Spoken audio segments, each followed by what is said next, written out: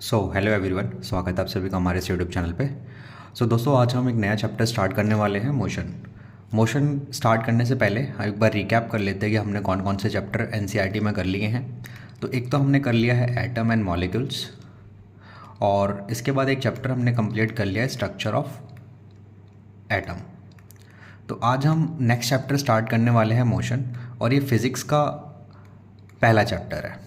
ठीक है, जो मोशन से स्टार्ट करेंगे और धीरे धीरे जितने भी चैप्टर 9th-10th में हैं वो हम एक एक करके कंप्लीट कर देंगे। इसके साथ ही मैं एक और इन्फॉर्मेशन आपको देना चाह रहा हूँ कि जैसे ये इंग्लिश में वीडियो है, वैसे अब हिंदी में भी आपके पास अवेलेबल हो जाएगी। मतलब एक नेक्स्ट वीडियो हम बनाएंगे जो हिंदी में रहेगी, तो जो हिंदी मीडियम के लोग हैं उनके लिए बहुत ही सहूलियत होगी, ताकि वे उससे पढ़ सकते हैं। तो बिना किसी देरी के चलिए स्टार्ट करते हैं इस चैप्टर को। फिर हमें जो बातें करनी है थोड़ी सी आपसे, वो वीडियो के एंड में करेंगे। तो सबसे पहले चैप्टर नंबर 7 मोशन।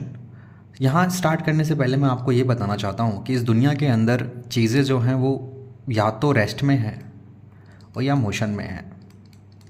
यानी आप जो भी चीज़ें अपने आसपास देख रहे होंगे एज ऑफ नाउ, आप उसको दो ही चीज़ में देख सकते हैं, या तो वो चीज़ रेस्ट में होगी या वो चीज़ मोशन में होगी। कहने का मतलब क्या है, अगर वो चीज़ ऐसी है जो टाइम के हिसाब से अपनी पोजीशन को चेंज करती है तो वो मोशन में है। जैसे अभी मान के चलिए 2 मिनट हुए और 2 मिनट के बाद कोई चीज़ यहाँ से लेकर यहाँ तक मूव कर गई, उसकी जो पहले पोजीशन थी अब वो चेंज हो चुकी है, तो उसे हम कहेंगे कि वह मोशन में है। और वहीं पर अगर वो चीज़ स्टेशनरी है और टाइम जो है वो कंटिन्यूसली चलता जा रहा है, तो उसे हम कहेंगे वो चीज़ रेस्ट में है। अब इसको स्टार्ट करने से पहले मैं आपको एक थोड़ा सा और इंटरेस्टिंग कॉन्सेप्ट बताता हूँ, उसके बाद इसको आगे पढ़ते हैं। इसमें हम पढ़ेंगे पॉइंट ऑफ रेफरेंस। देखो, पॉइंट ऑफ रेफरेंस क्या होता है। जैसे सपोज कीजिए कि अर्थ पर 2 पर्सन्स खड़े हैं, this is person 1 and this is person 2। Person 2 अभी मूवमेंट नहीं कर रहा है। कहने का मतलब ये है कि पर्सन 2 पर्सन 1 के रिस्पेक्ट में रेस्ट में है। मैंने क्या कहा कि अर्थ पे पर्सन 1 पर्सन 2 को देख रहा है और पर्सन 2 की पोजीशन चेंज नहीं हो रही है, तो पर्सन 2 किस में है, रेस्ट में है। सपोज़ कीजिए अब इसी चीज़ को हम मून से ऑब्ज़र्व करते हैं। जब हम मून से ऑब्ज़र्व करेंगे तो हमारे रिस्पेक्ट में तो अर्थ रोटेट कर रही है। अगर अर्थ रोटेट कर रही है तो ये दोनों पर्सन भी रोटेट कर रहे होंगे, यानी कि इन दोनों पर्सन की भी पोजीशंस चेंज हो रही होंगी। तो इसी को कहते हैं पॉइंट ऑफ रेफरेंस।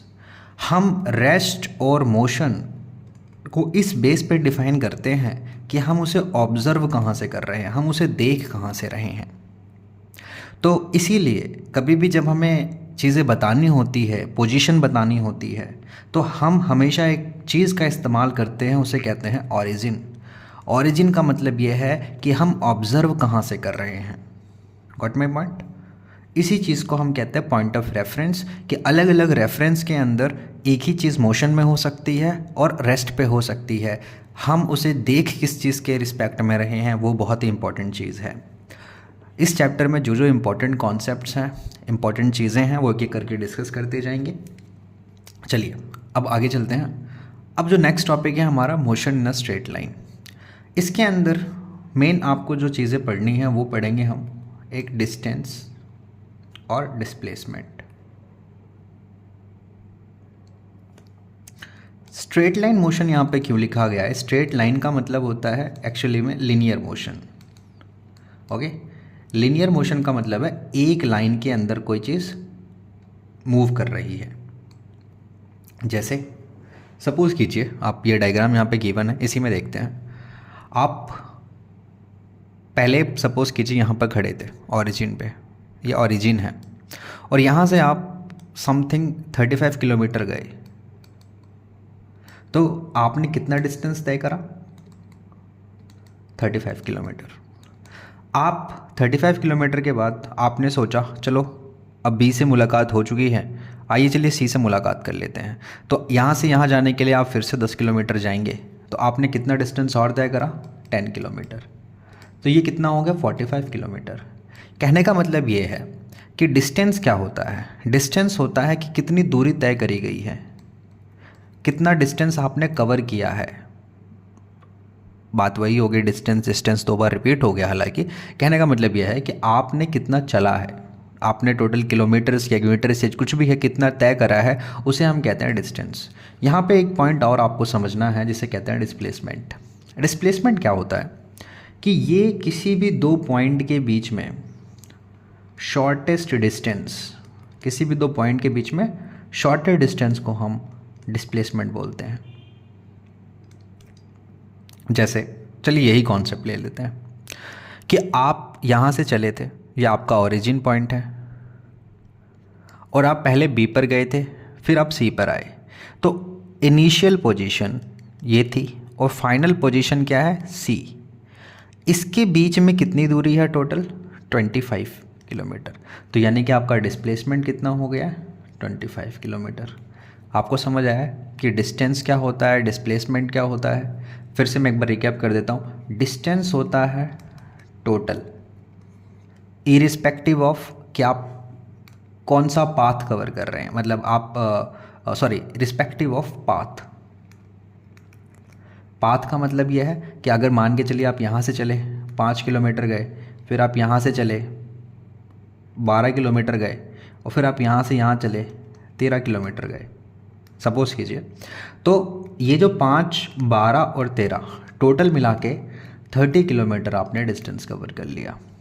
पर यही मैं आपसे पूछता हूँ कि डिस्प्लेसमेंट कितना है। अगर ये पॉइंट ए है, ये पॉइंट बी है, ये पॉइंट सी है, तो अगर मैं आपसे पूछता हूँ कि डिस्प्लेसमेंट, यहाँ पे लिखता हूँ डिस्टेंस, यहाँ लिखता हूँ डिस्प्लेसमेंट। मैं आपसे कहता हूँ कि ए से बी गए यानी कि ए बी, तो ये कितना हो जाएगा 5।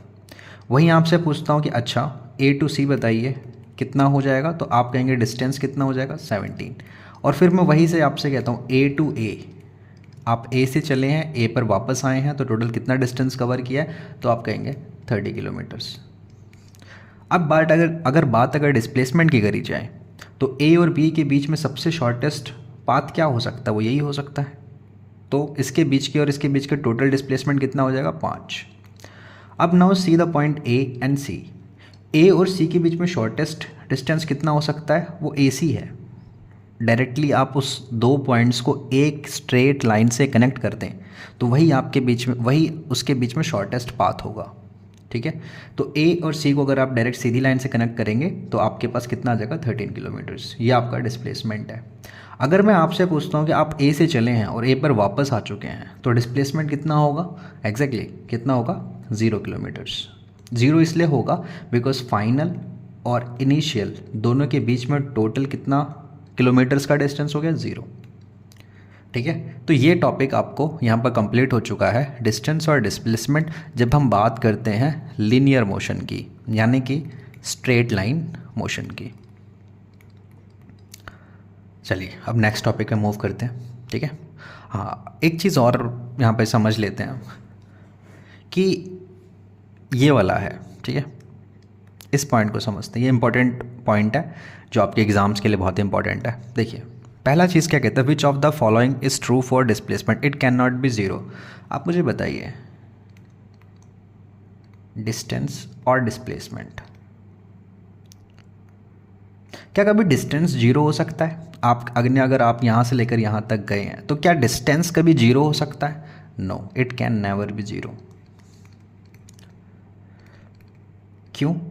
सिंपल सी बात है ना, अगर आप यहाँ से लेकर यहाँ तक चले गए तो आपने कुछ ना कुछ तो चल ही लिया है, कुछ किलोमीटर्स चल ही लिए हैं, या कुछ मीटर जितनी भी दूरी होगी उतना चला है आपने। मान के चलिए 5 किलोमीटर्स है, आप अगर इस पॉइंट से वापस यहाँ पर आ गए तो आपने 5 मान लीजिए और कवर कर लिया, तो डिस्टेंस तो आपके पास 10 हो जाएगा, पर डिस्प्लेसमेंट कितना हो जाएगा? 0 हो जाएगा। बिकॉज क्यों? क्योंकि मैंने बताया डिस्प्लेसमेंट क्या होता है, फाइनल और इनिशियल के बीच में शॉर्टेस्ट पाथ। तो डिस्प्लेसमेंट कितना हो जाएगा? 0। तो पहला वाला जो पहला चीज़ है वो क्या है, it can not be zero, जो कि एकदम गलत है, इट कैन बी 0। अगला क्या है, its magnitude is greater than the distance travelled by object. ये बहुत ही अच्छी चीज़ लिखी है, इसे समझ लेते हैं। सी, मैं यहाँ पर एक चीज़ लिखता हूँ, displacement can never be greater than distance. देखो डिस्टेंस जो है वो can be equal to displacement. Distance displacement के इक्वल हो सकता है पर कभी भी उससे ज़्यादा नहीं हो सकता है। आप कोई सा भी केस ले लीजिए, जैसे अभी इसके ऊपर वाला मैंने केस आपको बताया ना, ये वाला। तो यहाँ आप देखिए कि वह अगर ये 5 है तो ये भी 5 है, इक्वल हो सकता है। अगर इक्वल कब होगा? जब स्ट्रेट लाइन है और एक ही डायरेक्शन में, क्या मैंने बोला? एक ही डायरेक्शन है कि यूनिडायरेक्शनल मूवमेंट है, तो उस सिचुएशन के अंदर दोनों डिस्टेंस और डिस्प्लेसमेंट इक्वल होंगे। वह यानी कि डिस्प्लेसमेंट डिस्टेंस से छोटा हो सकता है, बिल्कुल हो सकता है, ये 0 भी हो सकता है, पर ये कभी ज़्यादा नहीं हो सकता। It can never be greater. ठीक है, यही चीज़ यहाँ पर इसने बोला है कि displacement its magnitude is greater than the distance travelled by the object. नहीं, हमेशा इक्वल हो सकता है या फिर लेसर देन हो सकता है, but it can not be greater then the distance. यहाँ तक पॉइंट क्लियर हो गया है। चलिए अब नेक्स्ट पॉइंट पे मूव करेंगे। इसे हम पढ़ेंगे यूनिफॉर्म मोशन और नॉन यूनिफॉर्म मोशन। बहुत ही सिंपल सा टॉपिक है और एग्ज़ाम के लिए थोड़ा सा इम्पॉर्टेंट भी है। अब इसको देखते हैं। ठीक है, पेन थोड़ा चेंज कर लेते हैं। चलिए अब मैं आपको 2 सिनेरियो समझाता हूँ। सबसे पहले देखिए, मान के चलिए कि आप बाइक चला रहे हैं। इसकी निब थोड़ी सी कम कर लेते हैं। हाँ, अब बाइक चला रहे हैं और बाइक चलाते हुए क्या करा है आपने कि आप 2 किलोमीटर कवर करते हैं 5 मिनट्स में, फिर आपने 4 किलोमीटर कवर किया 10 मिनट्स में, फिर आपने 6 किलोमीटर्स तय करे 15 मिनट्स में, उसी तरीके से आपने 8 किलोमीटर्स तय करे हैं 20 मिनट्स में। तो यहाँ पर कहने का मतलब क्या है? यहाँ एक्चुअली मैं ये कहना चाह रहा हूँ कि आप ये देख सकते हैं कि आपने हर 2 किलोमीटर्स को 5 मिनट्स में कवर किया है। यानी कि अगर इक्वल डिस्टेंस को हम इक्वल टाइम में कवर करते हैं तो उसको हम कहते हैं, उसे हम कहते हैं यूनिफॉर्म मोशन।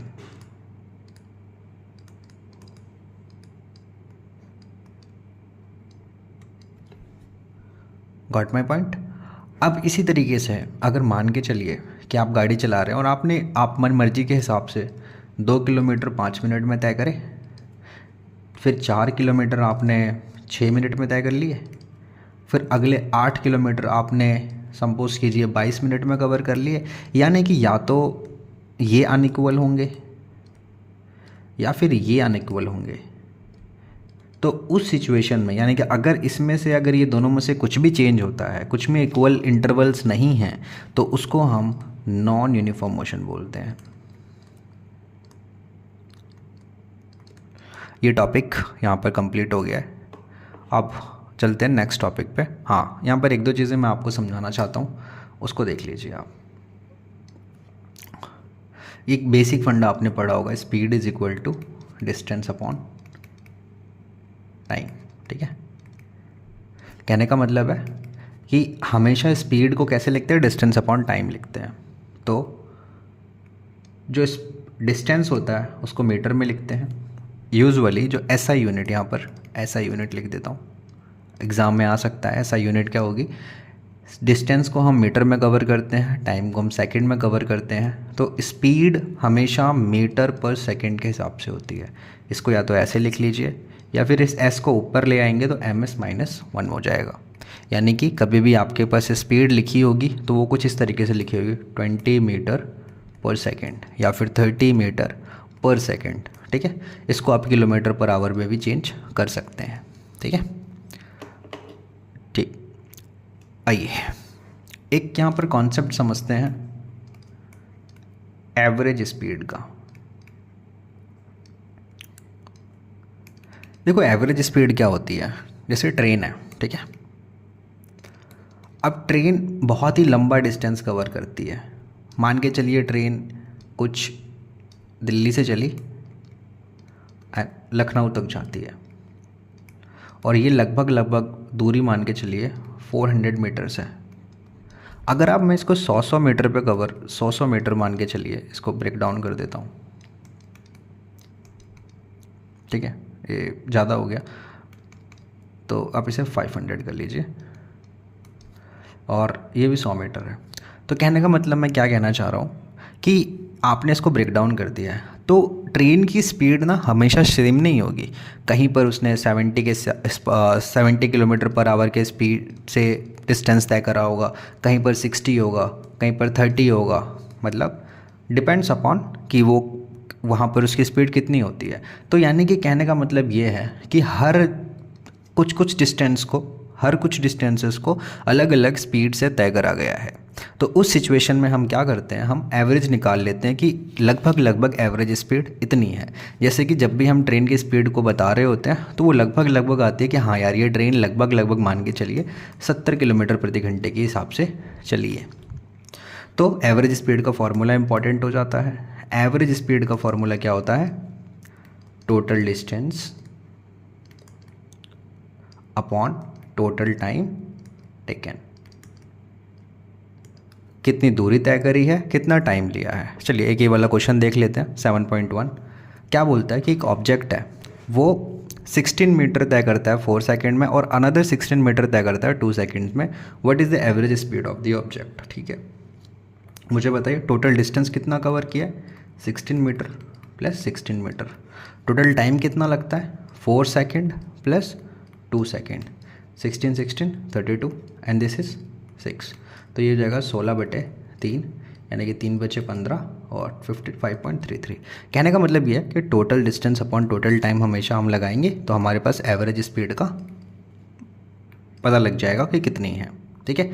फिर यहाँ पर हमें क्या लिखना पड़ेगा, मीटर पर सेकेंड, क्योंकि मीटर के डिवाइड में सेकेंड है, इसलिए हम यहाँ पे लिखेंगे मीटर डिवाइड बाय सेकेंड, ठीक है। चलिए अब एक थोड़ा सा अच्छा कॉन्सेप्ट हम पढ़ेंगे, स्पीड विथ डायरेक्शन, ठीक है। ये मैं थोड़ा समझाने की कोशिश करता हूँ।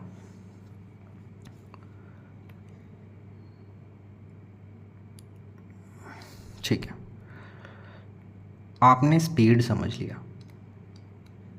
मैं एक बार रिकैप भी करता हूँ, और मैंने आपको वेलोसिटी बतानी है अब कि वेलोसिटी क्या होती है। देखिए जब हम स्पीड बताते हैं तो हम सिर्फ ये बताते हैं कि इसका मैग्नीट्यूड कितना है। आप ध्यान से समझिएगा मैं कहना क्या चाहता हूँ। जैसे मैंने बोला इस गाड़ी की स्पीड कितनी है, 100 मीटर पर सेकेंड है, ये गाड़ी की स्पीड है। तो ये क्या है, उसका मैग्नीट्यूड है कि वो इतनी की स्पीड से चल रही है। पर अगर मैं इसी मैग्नीट्यूड के साथ डायरेक्शन बताता हूँ कि वह किस दिशा में जा रही है, उसकी डायरेक्शन क्या है, तब उसको हम कहते हैं क्या, वेलोसिटी। यानी कि वेलोसिटी क्या होता है, मैग्नीट्यूड प्लस डायरेक्शन, ठीक है। एक इसको समझाता हूँ मैं और अच्छे से।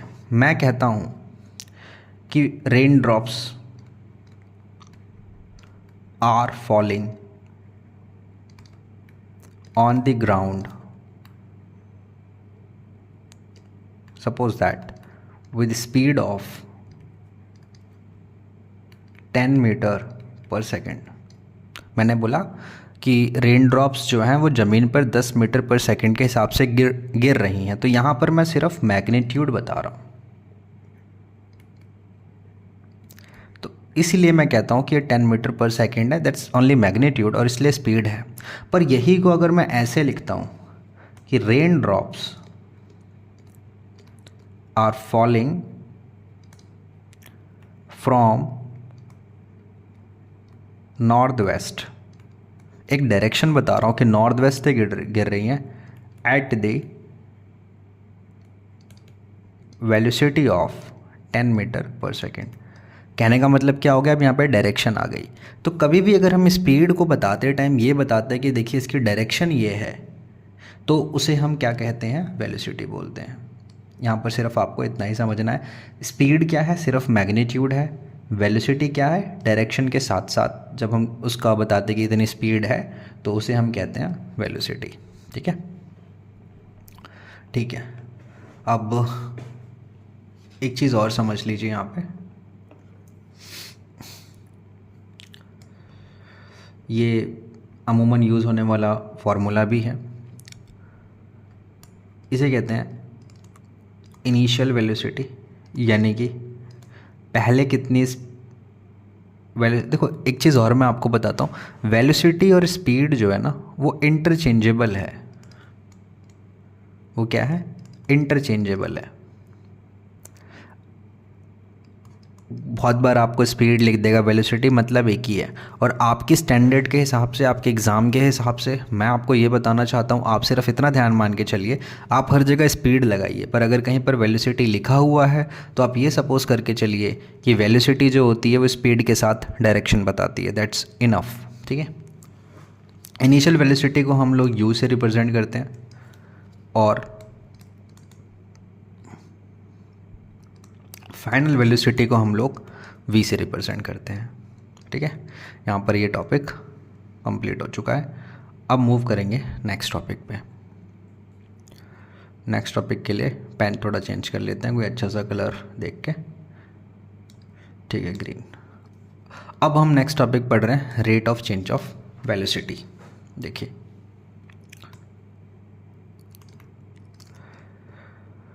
इसमें क्या है कि एक नया कॉन्सेप्ट हम पढ़ेंगे, एक्सीलरेशन।